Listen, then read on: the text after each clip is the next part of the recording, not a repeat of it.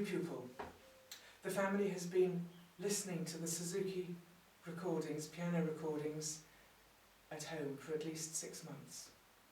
The family have been observing in your studio for at least a term. You have given some parent education sessions to at least one of the parents. These sessions will vary from teacher to teacher. I give the parents half a term of lessons, individual lessons, at the piano, teaching them how to play, how to practice the twinkle variations, so they know how to support their child at home.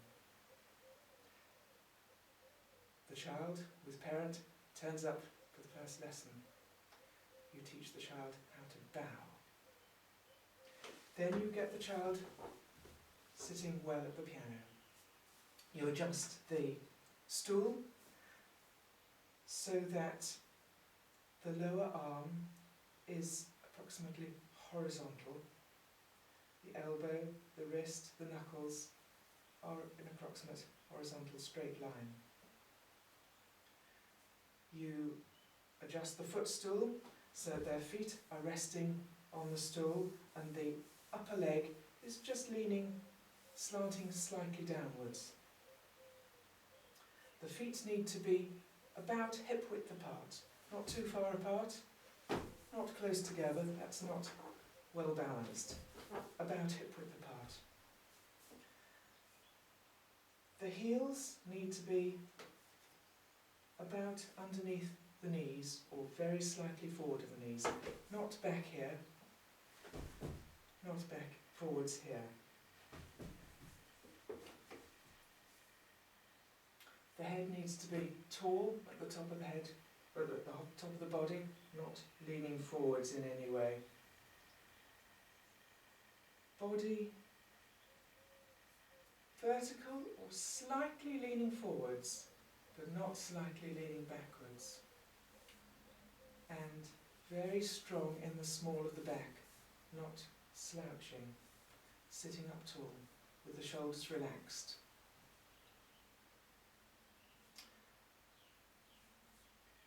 I then examine the keyboard with the pupil. We notice that there are groups of 2 black notes and groups of 3 black notes. And I ask the child to find me groups of 2 black notes and groups of 3 black notes, all the way up and down the piano.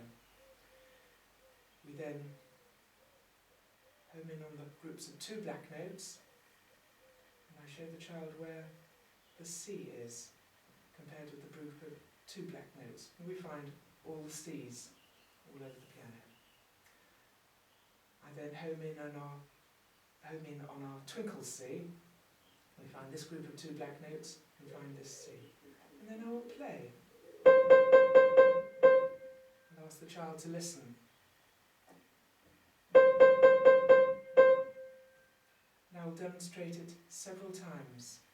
Ready, and I will ask the child to get ready on this C, this twinkle C, and I will move the child's finger to get that sound. Then I will ask the child themselves to wait for the ready, and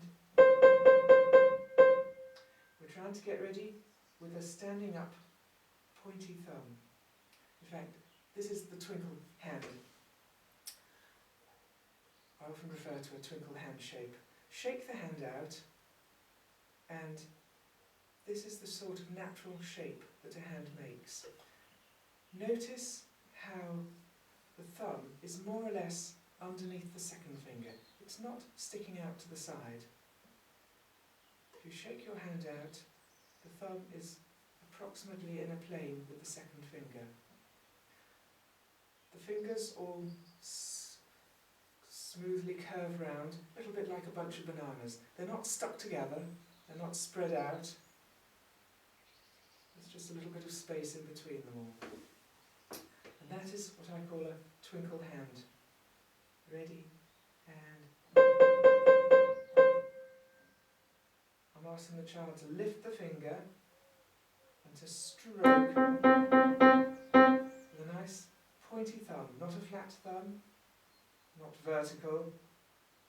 And that will probably be enough for the first lesson. I may not teach as much as that, I may teach a little more, but that is about one lesson's worth. At the next lesson we will revise everything we've covered so far, and I will hear. Then we will look for the note G. We will look for the group of 3 black notes and identify the G. 3 black notes and identify the G, all over the piano. And I'll ask the child to get ready with finger 4 on G. Then I will demonstrate. Ready, and I will ask the child to copy. Ready, and I will move. I may well hold the child's hand and move the child's finger so that he can feel how it needs to move, as well as hear the sound that's to be produced. We are particularly moving this joint as well as this and this. All 3 joints move, but this is the one that tends not to move and needs to be encouraged to move. It's a stroking movement. I'm playing on the pad of the finger and rolling onto the tip. Play on the pad and roll onto the tip. I'm digging deep down into the key, down to the key bed. It's not a superficial, floppy, flabby movement. It's a deep circular, strong circular movement. Then we'll work on the thumb, ready, and wait there with a relaxed hand. Move the whole hand to finger 4 on G. Very near the bottom of the black notes. We don't want to be playing here. We're very near the bottom of the black notes. And I will say ready, and looking for a relaxed hand, relaxed twinkle hand. The thumb tucked under, not sticking out, just this little twinkle hand. Ready, and ready, and then we will work at number 5. That may be enough for the second lesson, or we may do a little bit more.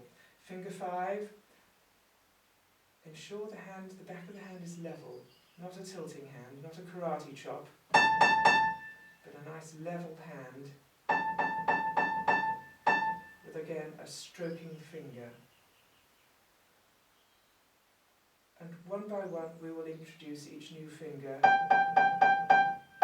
Ready, and ready, and ready, and ready, and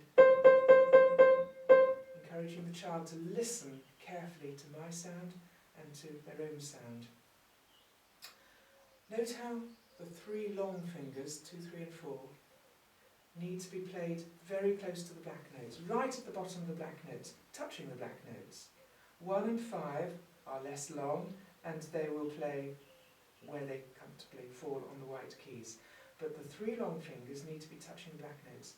If they're playing here, the wrist will fall down, the thumb will be flat, the hand will be out of balance. If these 3 fingers, the 3 long fingers, touch the black note, the wrist will come up, and the thumb will be a nice pointed thumb instead of coming down flat. And then we have much more control over the sound.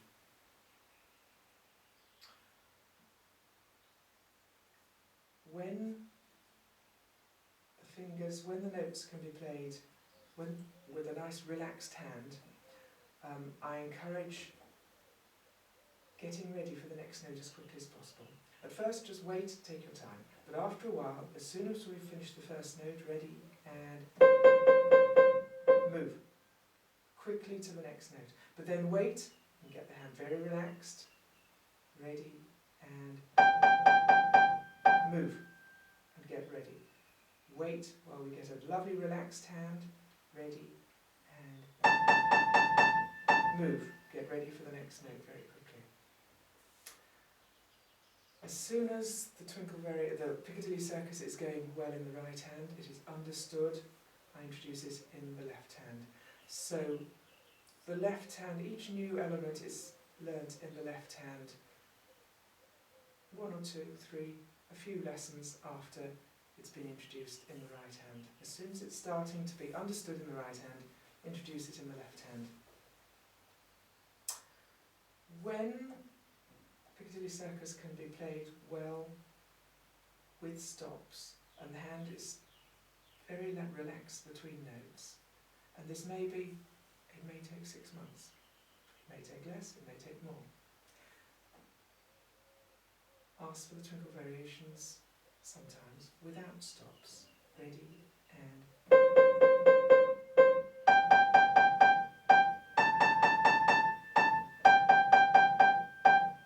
But as soon as you see there's some tension creeping into the hand, ask for twinkle variations, always with stops again.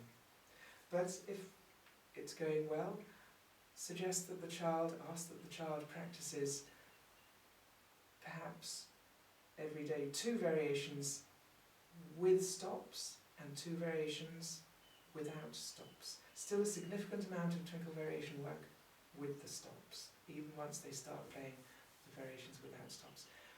It is far better to play less but good quality than more poor quality, not listening so well. Again, I stick with the first phrase, the first 8 notes of twinkle variations for a long, long time before we play the twinkle variations all the way through. Far better to do the first phrase well with quality than to play through the whole variation rather poorly. I almost never hear twinkle variations hands together. Again, quality, each hand separately. Let's work at them in that way. Expect twinkle variations to be practiced every day in each hand, all the way through learning book 1. Expect them to be played through every day, all the way through learning book 2. By the time we're into book 3, the twinkle variations should certainly be played through at least once a week to maintain the lovely technique that the pupil is now developing.